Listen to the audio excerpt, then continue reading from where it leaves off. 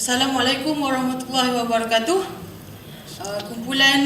Selamat datang kumpulan Sinergi 10.1. Terima kasih. Untuk makluman, tujuan program hari ini adalah untuk menilai projek anda.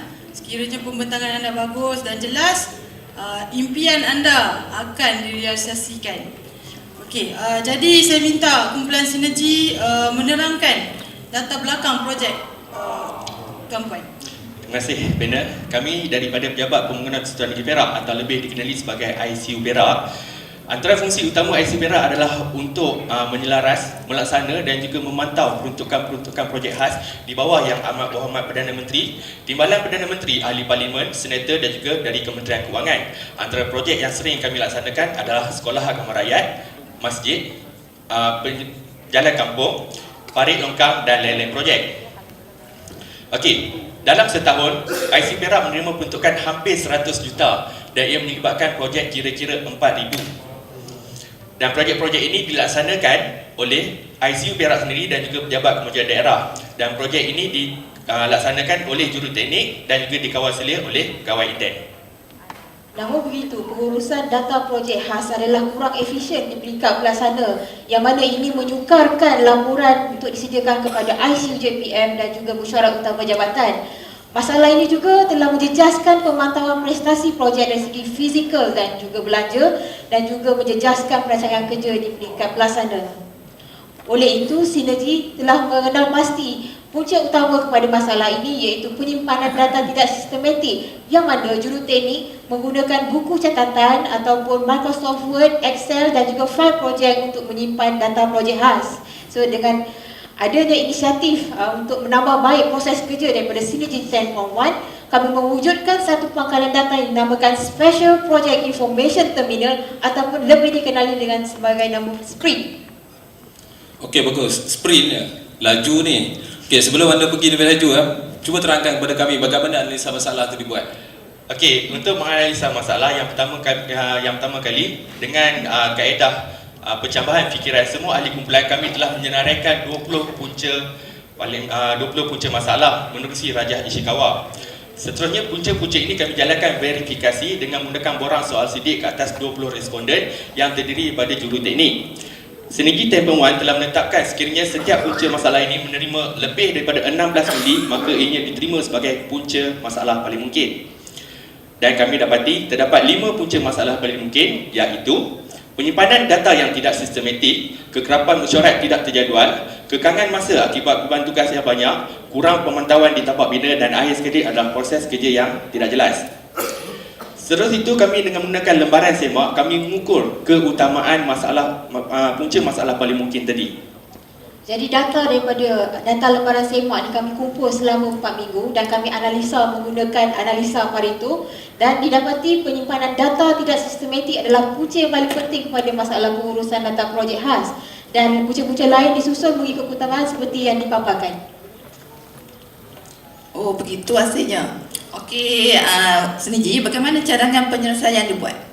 Okey, untuk mencari cadangan penyelesaian, Sinergi 10.1 telah menggunakan 2 kaedah analisis. Yang pertama sekali dengan menggunakan analisis pro dan kontra, Sinergi 10.1 telah mencadangkan agar diwujudkan satu pengkalan data. Yang kedua, kami juga memperkenalkan penggunaan site diary. Dan yang ketiga, pemantauan projek haruslah dibuat selama sekurang-kurangnya 2 minggu sekali. Dan analisis yang kedua adalah analisis PDPC, Process Decision Program Chart. Ianya bertujuan untuk mengenal pasti risiko dan juga untuk mengenal pasti tindakan pencegahan ke atas risiko bagi setiap cadangan yang kami cadangkan. Jadi dengan menggunakan analisis Pareto yang telah kami perolehi sebelum projek bermula, kami menyasarkan penurunan peratus kekerapan punca masalah kepada 81%. Jadi dengan harapannya adanya sprint dapat menyelesaikan masalah pengurusan data projek khas yang tidak efisien ini. Okey, Azizi, mengapa kumpulan memilih untuk membina sistem ini? Kami memilih untuk membina sistem ini kerana ia berkaitan dengan perkhidmatan teras utama ICU JPM, iaitu berkaitan dengan motor. Dari segi volume, pengurusan data projek khas adalah banyak, jadi volume ini perlu dijaga. Dan seterusnya daripada segi accuracy, penyediaan laporan projek khas haruslah tepat kepada pihak-pihak atasan dan juga pemimpin-pemimpin tempatan. Dan akhir sekali berkaitan dengan speed pula, kepantasan menyediakan laporan projek khas itu perlulah dipatuhi. Saya nak tanya Cik Badrul. Yes, sir. Bagaimana sinergi melaksanakan sistem ini? Okey, pembangunan sistem ini dimulakan dengan sesi kajian keperluan pengguna dan seterusnya diterjemahkan dalam bentuk perkenalan data dan seperti yang dipaparkan. Berikut adalah beberapa antara muka sprint versi awal yang menggunakan Microsoft Access. Jadi untuk uji cuba yang pertama untuk sprint versi SS, kami telah melibatkan 20 orang juruteknik yang bertugas di ICU Perak untuk menggunakan sistem ini selama sebulan. Dan didapati mengikut daripada analisis Pareto perbandingan, kami mendapati penurunan cuma pada 73% dan ini tidak mencapai sasaran projek. Kami mengenal pasti kelemahan daripada uji cuba pertama, iaitu juruteknik tidak mengemaskini dalam tempoh masa yang ditetapkan. Sehubungan itu kami wujudkan satu modul yang dinamakan modul pemantauan projek tidak kemaskini selama 14 hari dan juga menjadikan site dari sebagai dokumen sokongan tuntutan perjalanan. Dan selepas penambahbaikan ini, alhamdulillah kami telah pun mencapai sasaran yang kami tetapkan melebihi, iaitu 85%, dan kami teruskan pula kepada uji cuba yang ketiga untuk penyebar luaskan. Tunggu dulu laju sangat ni. Okey, dikatakan tadi uji cuba kedua telah mencapai sasarannya. Jadi kenapa kumpulan perlu mengadakan pula uji cuba ketiga? Okey, uji cuba yang kedua 85% daripada sasaran 81%. Jadi berdasarkan prinsip Kaizen atau penambahbaikan yang berterusan telah menyebabkan kami memutuskan agar sprint dinaik taraf ke versi web agar ianya mudah dicapai, dilihat dan dikemaskini dari mana-mana lokasi. Jadi untuk uji cuba 3 versi web ni kami menggunakan pengaturcaraan PHP dan juga MySQL. Kami bina secara dalaman dan juga kami melibatkan 20 orang teknik yang sama, kami jalankan selama sebulan. Ini adalah antara muka sprint versi web yang lebih menarik, mesra pengguna dan lebih interaktif. Dan hasilnya daripada uji cuba yang ketiga, kami mendapati peratusan punca masalah telah menurun dengan lebih baik, iaitu 92%, yang mana ini adalah satu pencapaian yang sangat membanggakan kepada Synergy Tempoh 1. Okey, boleh kongsi sikit dengan kita apa outcome melaksanakan projek? Okey, yang pertama sekali kami telah mengadakan cost benefit analysis. Yang pertama adalah kos operasi. Jika sebelum adanya sprint, mesyuarat pemantauan projek khas perlu dilaksanakan setiap bulan. Selepas adanya sprint, mesyuarat pemantauan projek khas hanya perlu diadakan sekurang-kurangnya 4 kali setahun dan ini telah menyebabkan kos mengadakan mesyuarat sebanyak 67%.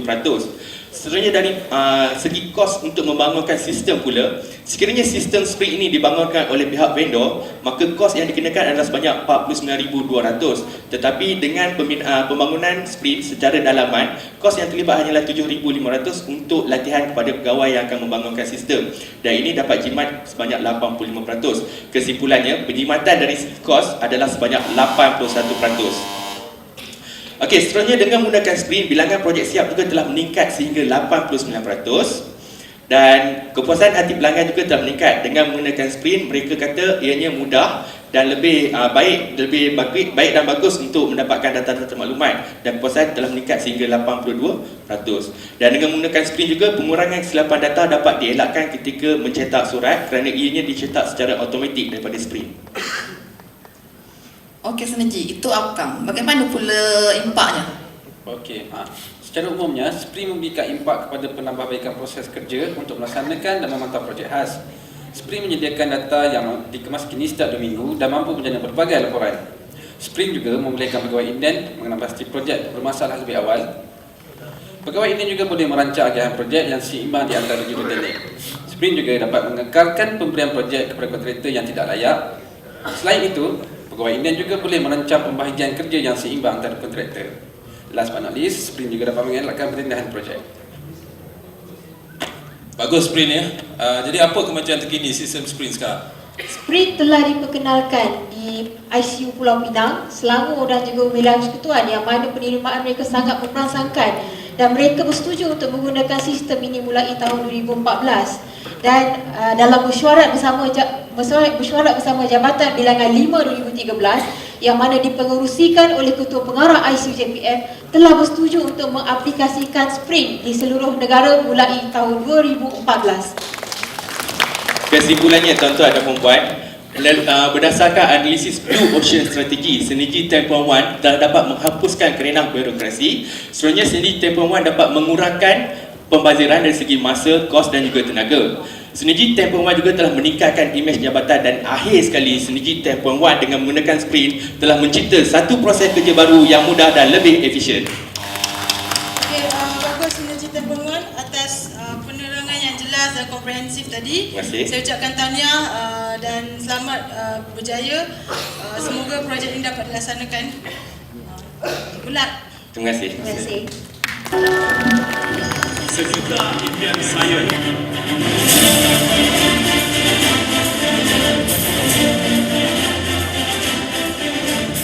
Itu tadi persembahan daripada Sinergi 10.1 Jabatan Perdana Menteri. Sekian. Terima kasih.